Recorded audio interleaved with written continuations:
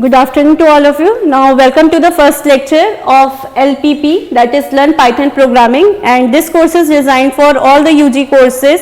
Any branch or any specialization can watch this course or learn Python. So first introduction, Python is popular programming language and it was created by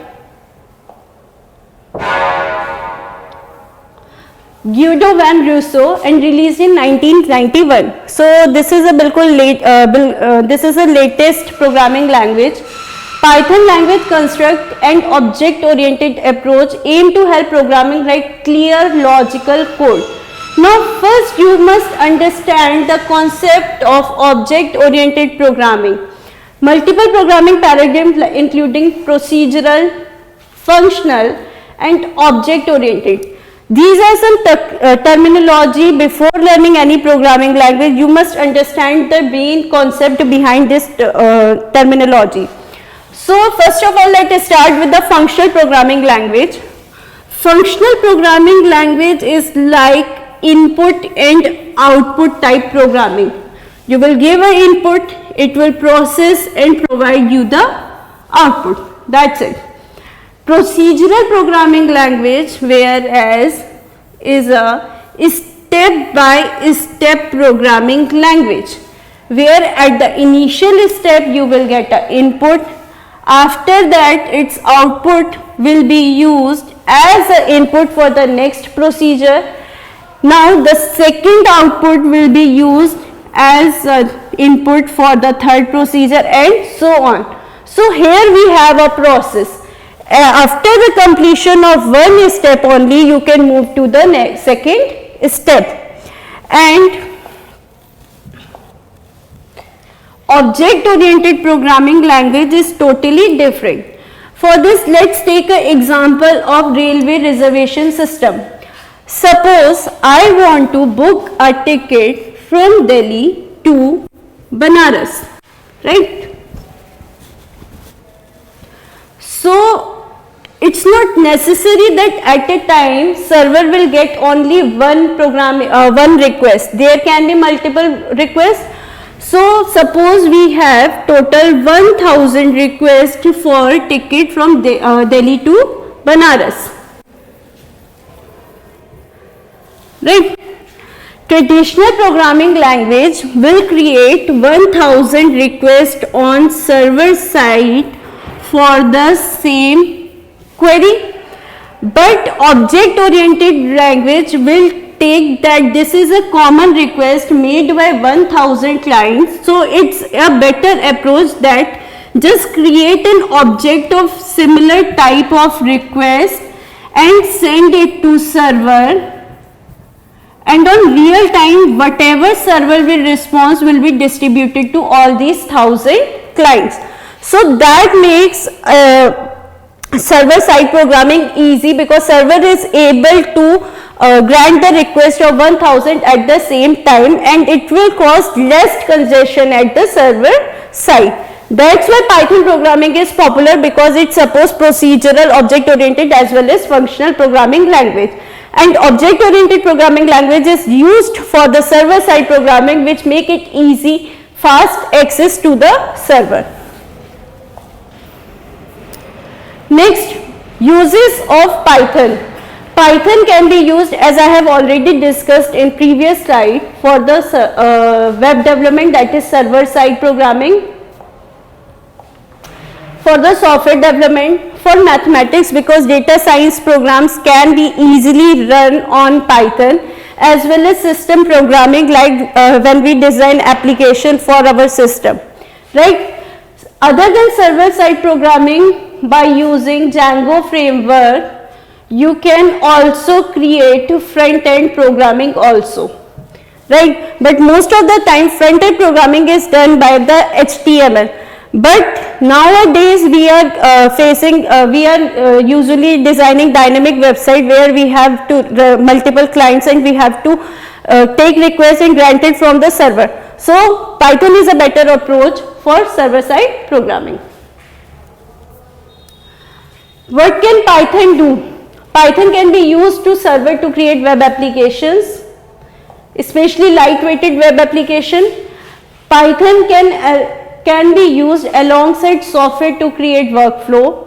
Python can collect to database system and it can read and modify files that we will cover in unit 3, that how it can read a file and modify and further perform different operation on file. Python can be used to handle big data and perform complex mathematics, that is data analysis, data scientist and data scientist operation can be done by Python easily, especially machine learning programs. It has various modules where you can which you can use for AI based programming. Python can be used for rapid prototyping, that is you can create a prototype model with minimal code, and for production of ready software development. Next, why Python, why it is important and why we emphasize to use Python these days? Because it can work on different platforms. Now here, what is platform means? Platform means the operating system. In traditional programming like C and C++, if you have write a program on Windows, you can't execute on other like on Unix. You have to write a different program. But on Python works, if you have write a program on Windows, same program can be run on Unix or Mac or etc. As well as it also support programming for Raspberry Pi, which is used for Internet of Things. It has simple syntax similar to English language that we will cover in the upcoming lecture. Python has syntax that allow developer to write to program with fewer language. This we will study when we compare with the C program. Python run an interpreter system, meaning that its code can be executed as it is written. Now here come a term that is interpreter. What do you mean by interpreter? Interpreter usually, if we ask what is interpreter, a student usually reply that it gives error by reading line by line, or after reading a line it will give you an error. But actually interpreter basically convert your .py file into the object code so that it can be understood by the computer, right? So Python run on interpreter system. As soon as you will write a command, you will get error or output. So it will convert it, each and every line will be immediately converted into the object code.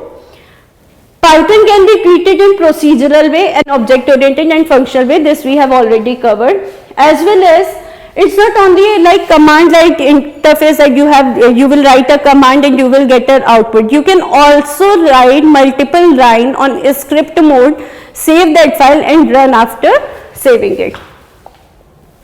In this lecture series, I am going to cover the syllabus of Learn Python and Programming. So first of all, let's discuss the course objective as well as syllabus and course outcome of the subject. Objective of the course is to learn the syntax and semantics and create function in Python. So first of all, you must be aware about the syntax and semantics. Syntax and semantics are the grammatical rules which you have to follow, or when you learn English or any language subject, you just follow some grammatical rules. Same here for programming also, there are some rules which are known as syntax and semantics. And create function here, because Python is an open library, so here we will cover the function, how we can write function. The most important part of Python is handling string and file, because it is used for data science, so it is most important requirement to understand how you will handle the string, how you will perform the operations on the string, as well as how you will read and write the file and perform operation on the file. Third is understand list, dictionary, regular expression as well as tuples. These are the basic data type of Python which make it different from other programming languages. You will learn write homegrown Python functions, that is what are the inbuilt function and how you can use those inbuilt function. Use many of the standard Python modules such as OS, sys, math, time. In upcoming lecture, we will cover all these libraries as well as operations and functions of consist in these libraries.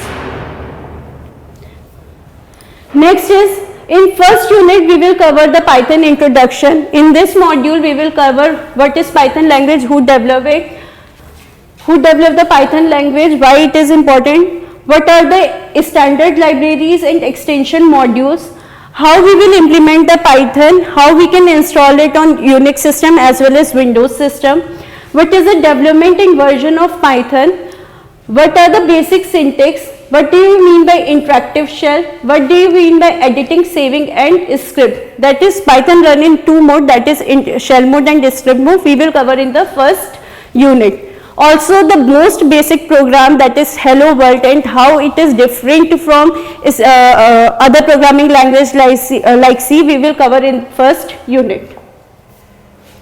Next is, in second unit, of course you must have learned about the for loop and different iteration based statement and conditional statement.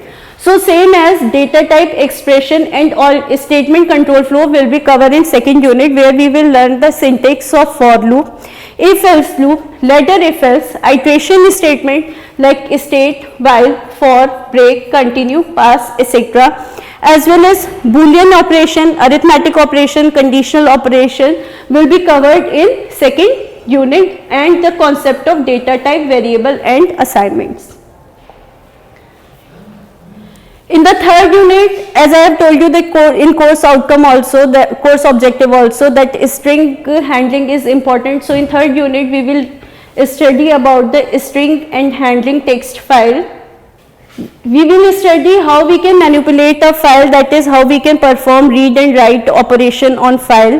What are the string operation, that is string manipulation operation like subscript operator, indexing, slicing of a string, and number system, that is how we can convert a string into a number and why it is important to convert a string into a number in Python and vice versa, as well as binary, octal, hexadecimal number implementation in Python. In the fourth unit we will study the data type, that is list, tuples and dictionary. What are the basic list operation, replacing, inserting, removing element into list, tuple and dictionary, operation of dictionary and traversing the dictionary. Last but not the least, in the unit 5 we will cover the function handling, that is hiding redundancy, complexity, what are the argument, different type of argument, that is what is difference between actual argument and formal argument, as well as program structure and design, and you will also able to create your own module and how we can further export our module to Python library. So after completion of this course you are going, you will understand the Python development and version, remember the concept of data type, understand text file and illustrate working of basic list operator, apply the program structure design and recursive function. Thank you.